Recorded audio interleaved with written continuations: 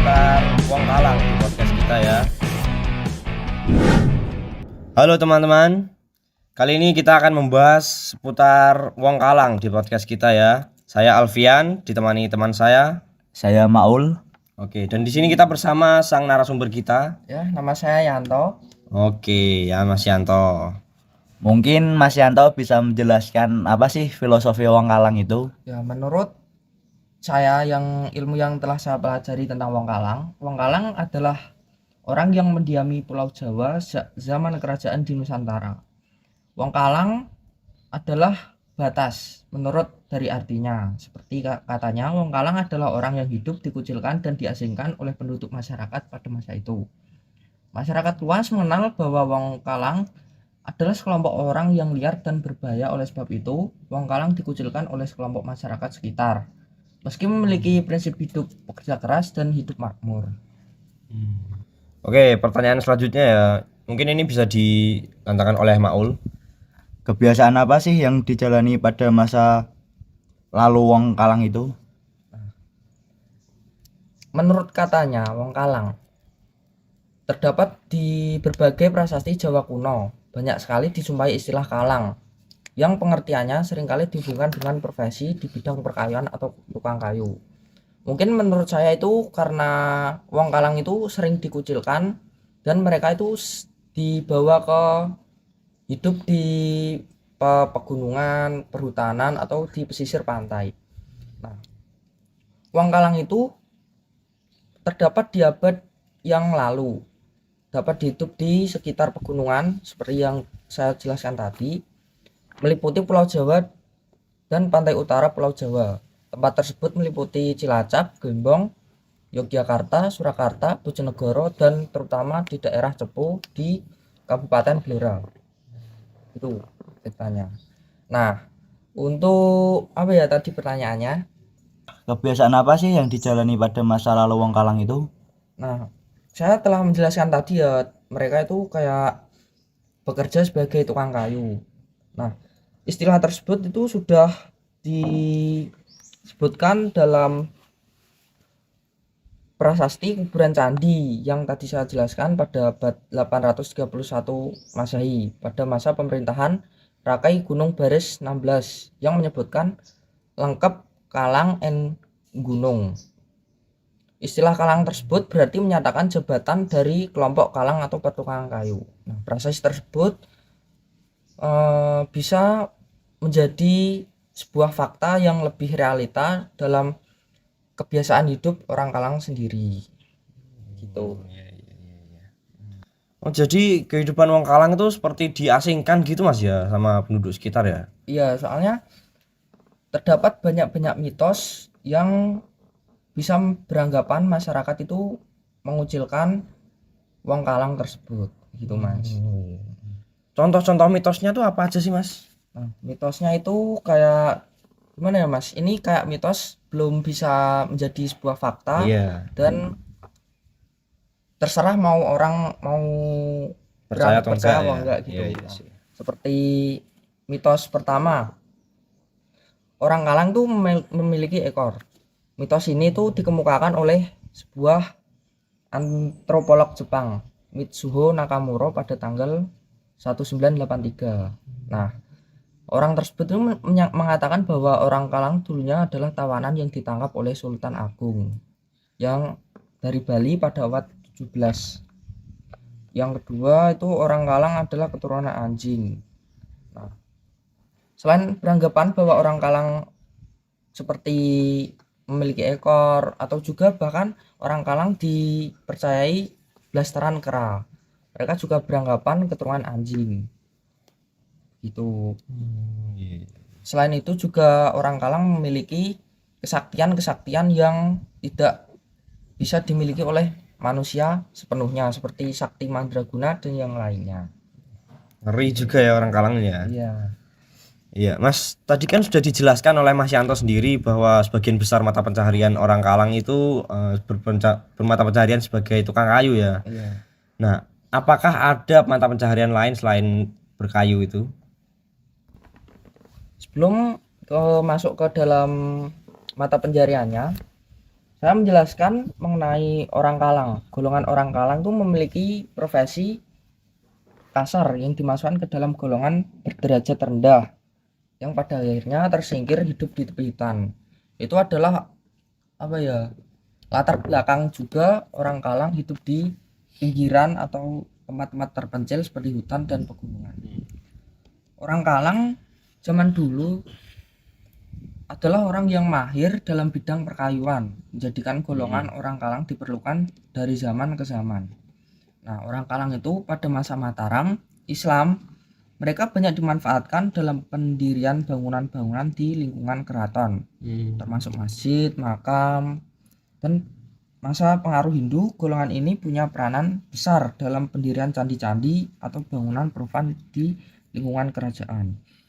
Dan selain itu, pada masa zaman Majapahit, orang Kalang juga banyak dimanfaatkan oleh kerajaan-kerajaan Majapahit untuk dijadikan tentara-tentara untuk perang, karena seperti yang dikenal oleh masyarakat, orang Kalang adalah orang yang memiliki kekuatan yang tidak bisa dimiliki oleh manusia, gitu Mas. Sakti ya Mas. Iya. Tadi kan sudah dibilang sama Mas Yanto, kalau wong Kalang sudah hidup Jarumbi. sebelum zaman Hindu Buddha. Nah, saya akan tanya apakah ada kepercayaan wong Kalang terhadap konsep ketuhanan? Kan orang Kalang itu kan hidup dari zaman ke zaman lah ya. Sejak puluhan tahun, banyak di antara wong Kalang sudah menjadi muslim dan menjalankan syariat-syariat Islam. Meskipun kebanyakan dari mereka masih setia dan menjalankan upacara-upacara tradisionalnya, mereka juga menjalankan ritual yang mereka masih kerjakan hingga hari ini, seperti kalang obong, obong mitung dino, dan obong mendak, gegalungan, gegrumbengan, nyayuti, dan sebagainya. Nah, dan seperti kita yang tahu ya, saya juga mempelajari orang Kalang itu masih memiliki tradisi nutupi bahanan songo. Nah, nutupi gitu itu artinya pas orang Kalang meninggal, mereka itu menutupi seperti 2 lubang hidung, 2 mata, 1 mulut, 2 lubang telinga, dan 1 dubur, juga 1 lubang kelamin.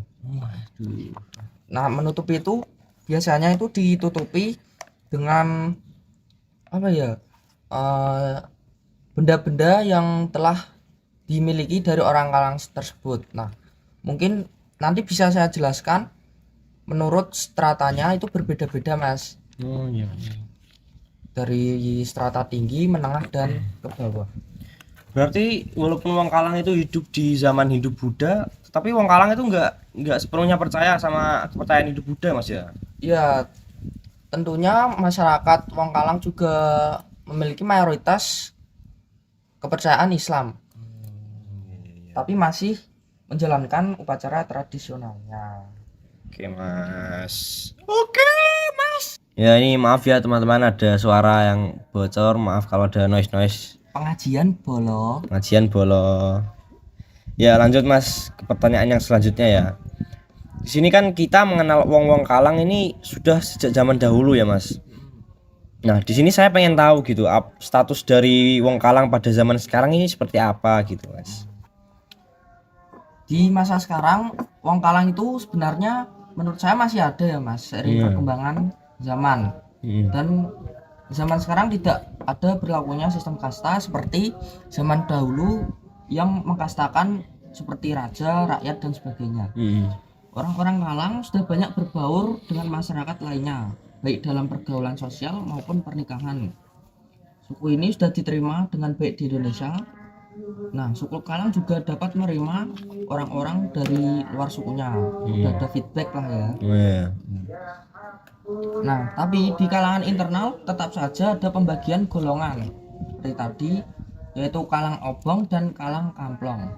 Kalang Obong yaitu golongan Kalang dari laki-laki yang berhak untuk mengadakan upacara Kalang Obong, ritual ikon suku Kalang yang sudah ditetapkan menjadi warisan budaya. Sementara Kalang Kamplong adalah golongan Kalang dari keturunan perempuan yang tidak berhak mengadakan upacara obong karena dianggap tidak murni lagi dengan alasan suaminya berasal dari luar Kalang. Begitu, Mas. Jadi walaupun jejak wong Kalang ini sudah samar-samar tapi masih tradisinya masih tetap jalan Mas ya. Masih jalan. Nah, iya iya. Dan sekarang sudah ada akulturasi dan adaptasi dengan baik. Nyaris tidak ada perbedaan antara orang Kalang dan orang bukan Kalang. Umumnya kehidupan orang Kalang sekarang itu teratur dan makmur. Dan mungkin bisa dibilang banyak keturunannya sukses menjadi seseorang yang bermanfaat bagi orang lain. Luar biasa wong Kalang. Oke, kita sudah ada di penghujung akhir podcast ya di sini. Siap. Mau takok apa ul? Mas gak pengen takok Mas, ndasku mobile iki. Ganti botak ya Maul. Ya. Ya, sini saya mau tanya Mas ini terakhir ya. Pengalamannya Mas Yanto sendiri dalam observasi wong Kalang ini apa gitu loh. Loh, saya nggak ada pengalaman ya, kok tahu dari mana? Ya wes gak usah dadi narasumber Mas. Enggak, oke. Saya akan menjelaskan oleh pengalaman saya menuju ke Monggo Mas ombenane Mas. Nah, iki lho. Udut pora Mas. Astagfirullah, gak usah ya. ini nggak ada kamera ya, soalnya ini liar soalnya. Astagfirullah. Oke, kita serius. Ya. Mungkin saya menjelaskan ada bahasa Jawanya sedikit. Nah, saya tuh saat di sana memiliki latar belakang untuk menuju ke sana karena saya suka memfoto sebuah itu apa pemandangan dan juga saya suka dengan budaya-budaya Blora. Tertarik Mas ya. Saya itu berangkat pada jam 9 dan saya datang sana atau tiba di sana itu jam setengah 12. Sebenarnya waktu tersebut adalah sangat lama karena sebuah perjalanan yang sangat panjang dan jalannya yang tidak memadai. Aduh. Lokasi sendiri dari prasasti atau makam orang Kalang adalah di Desa Mleboh. Kurang lebih berapa kilo ya? 20 atau 30-an kilo untuk tiba di sana. Nah, saya berangkat bersama sebuah orang yang sudah tua, Sudah bangka. inisialnya S. Saya mengajak Sugih ya. ke sana soalnya saya tidak ada teman, tidak ada sahabat dan saya menyendiri. Malah setnya nih Mas. Saya Ku menangis. Serius.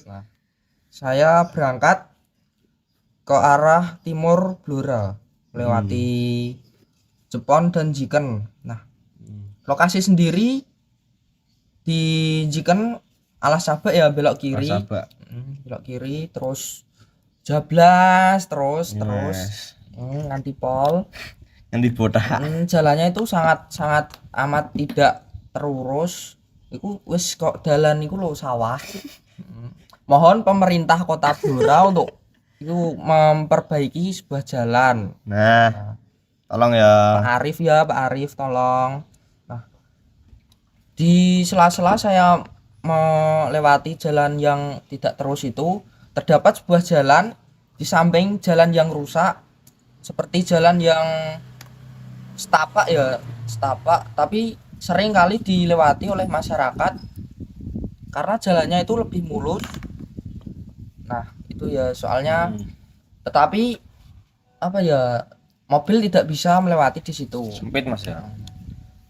Saat di tengah-tengah perjalanan saya menanyai sebuah orang tua ya, khususnya orang tua yang sedang mengambil sebuah kayu jati. Nah, saya menanyai, Mbah kula nuwun, kula badhe tangklet niki nek ke Desa Mleboh masih jauh napa mboten?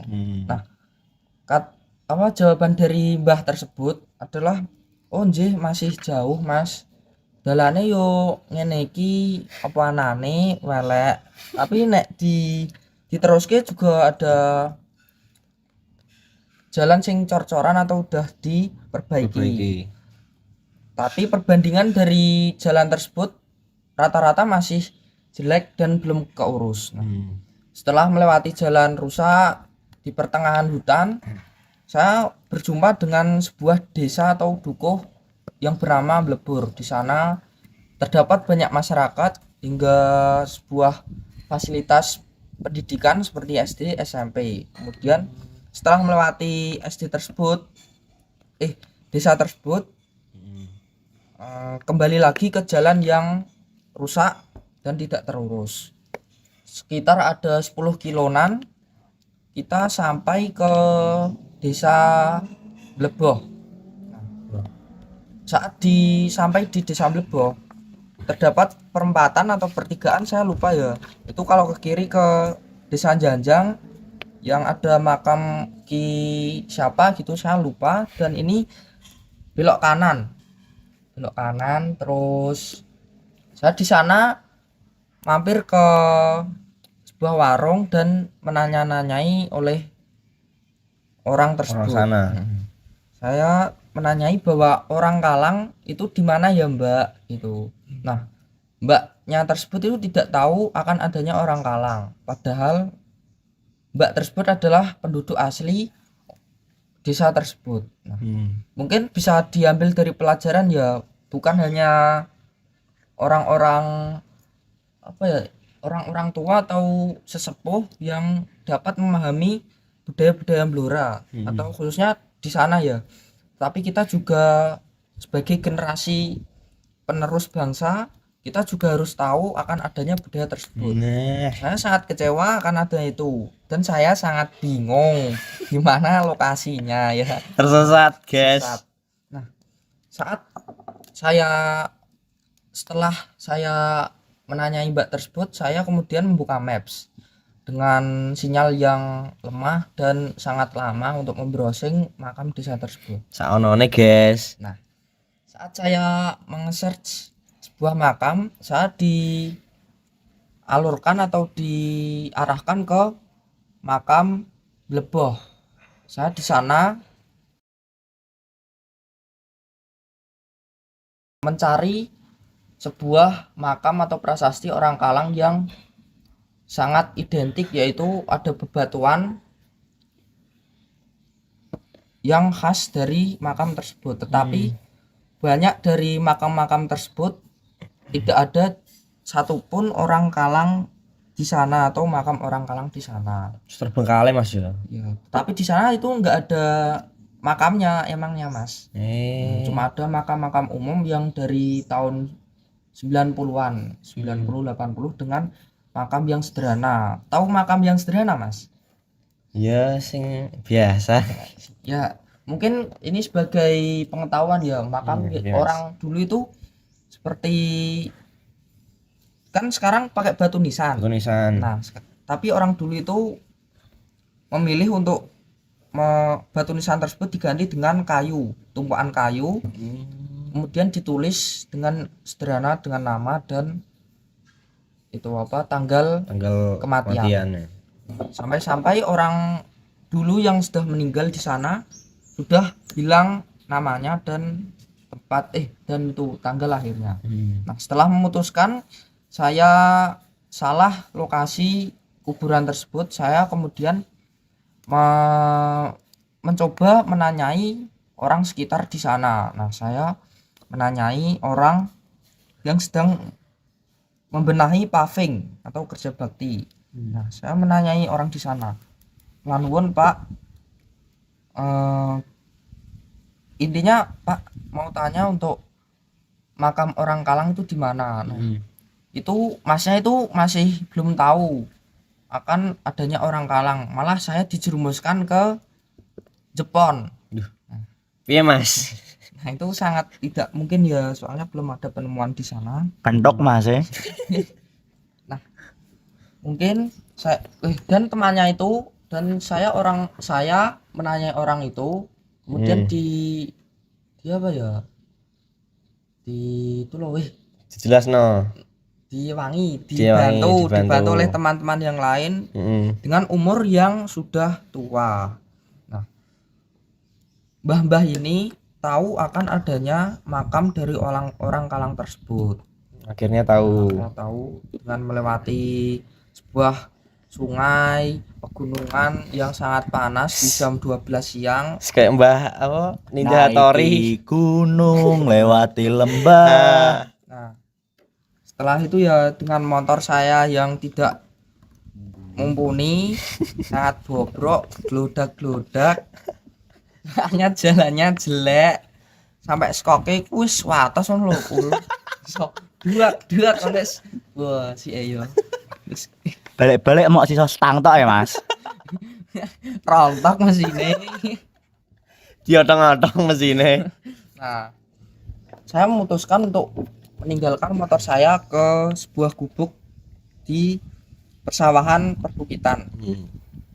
Saya bersama inisial S dan saya yang ditemani S. S tersebut Tersebut. tinggal diam di gubuk karena sudah tidak kuat untuk menanjak. Dan saya juga kasihan sebenarnya sih ya, Kasihan. dengan umurnya. Nah, kemudian saya mencoba untuk menelisik apa yang dibahas atau yang dikasih tahu oleh mbah-mbah tersebut. Nah, ternyata makam dari orang Kalang tersebut itu terletak di apa jenenge bukit yang sangat tinggi. Dari apa bukitnya lupa aku, maaf ya teman-teman. Di ujung bukit kan Mas? Apa? Ya, di ujung paling tinggi pokman itu dari makam dari orang Kalang. Dan di sana di persawahan sana itu tidak ada orang sama sekali dan hanya tersisa seseorang yang kebingungan akan adanya orang Kalang. Saya riwa-riwi mencari makam tersebut dan ternyata ada di pucuk pegunungan atau perbukitan. Nah, di sana saya menemukan sebuah apa tiang yang akan adanya itu apa nama atau keterangan cagar budaya Blora. Nah, tak jauh dari tiang atau cagak tersebut, nah itu ada sebuah dua gubuk yang tidak terbuat atau dari rangka-rangkanya tok. Terbengkalai kan Mas ya? Terus di sebelah gubuk tersebut di sebelah utara itu terdapat sebuah itu loh apa pagar hijau. Nah, di sana itu ada satu kuburan orang Kalang. Akhirnya ya ketemu ya. Itu ditumpuki apa itu batu andesit ya dari zaman dahulu. Ada serpihan mulai serpihan terus utuh itu masih ada. Nah, itu termasuk kasta yang mana Mas itu kuburannya? Ya nggak tahu. Ya wes Mas ya lanjut. MC sitoke koplak, Mas. Narasumbernya yo koplak. Ya wes gak mau wes saunone. Soalnya saya juga bingung mau nanya ke siapa, soalnya di sekitar masyarakat juga tidak tahu akan adanya orang Kalang. Mungkin Pak Ye juga tahu ya sejarah dari orang Kalang, tetapi kita tidak bisa menanyai. Ya. Maaf ya Pak. Kita Itulah. akan lanjut. Terus tadi belum saya jelaskan tentang kasta-kastanya ya. Mungkin di kuburan ini belum tahu kastanya dari mana, dari kasta tinggi, menengah atau ke bawah. Nah, dibagi 3 kasta. Kasta yang tinggi itu kuburannya di bawah batu andesit itu dikubur perhiasan dari emas yang telah dibuat atau disimpan oleh orang Kalang saat dia hidup. Seperti emas atau tembaga berupa cincin, kalung, alat buru atau yang lainnya. Untuk kasta yang menengah itu dikubur dari bahan-bahan perunggu atau perak. Nah, biasanya itu ada sendok, juga gelang, kalung, apa yang lainnya. Terus di kasta paling bawah dari orang Kalang yang mati atau meninggal dikubur sebuah alat-alat pertanian seperti Cakul Mas. ya cangkul atau arit atau yang lainnya. Dan mungkin ya untuk peninggalan tersebut atau perhiasan atau peninggalan tersebut itu sudah diambil oleh dinas Simpen artefak ya. ya di rumah artefak di Blora, dan mungkin saya juga tidak bisa menuju ke rumah artefak. Maaf ya, kita Keterbatasan. waktu, tenaga usaha. Nah, ya gitu. Terus apa lagi ya Mas? Saya lupa. Nah, ya konon katanya dari mbah-mbah tersebut, makam tersebut kan seperti bisa dijadikan sebagai tempat bersemedi atau bertapa bagi orang-orang yang ingin berilmu apa gimana gitu. Nah, selain itu juga banyak orang-orang yang mengambil batu-batu dari sana, entah beberapa pihak yang tidak bertanggung jawab. Wah, Tetapi kacau. akhirnya juga konon ceritanya banyak orang yang mengembalikan barang-barang tersebut gitu Mas. Mungkin kita bisa mengambil hikmah dari pelajaran tersebut. Kita harus menjaga, menghargai, menghormati sosok-sosok yang sudah menjadi leluhur kita. Ya, sesepuh kita gitu lah. Dengan kita Ampun dong sepuh. MC Sitoe goblok. dengan kita bertindak begitu, kita sudah merasa kita menghargai oleh leluhur kita begitu. Dengan tindakan tersebut kita juga termasuk melestarikan lah ya. Ya, melestarikan seperti satu kata dari silsilah falsafah Jawa, Mamayu Hayuning Buwono. Kita harus melestarikan budaya-budaya di Indonesia, di Nusantara, dan termasuk di tanah Jawa saat ini gitu Mas. Mungkin mas-mas yang lain juga bisa untuk tetap melestarikan budaya-budaya di Blora dan juga bisa mempelajari Ya. budaya yang ada di Blora gitu Mas. Itulah yang bisa kita ambil dari podcast kali ini. Ya sudah, ini sudah durasinya sudah lama sekali ya ini. Ini 20 menit. Iya. Ya terima kasih untuk Mas Yanto. Komplek itu Maul. Tolong ya Pak Maul tidak sopan. Ya terima kasih untuk Mas Yanto. Nah, mungkin kita akhiri podcast kali ini. Iya. Saya Yanto. Saya Alfian. Saya Maul. See you on top. Oke. Oke, dadah. Assalamualaikum warahmatullahi wabarakatuh.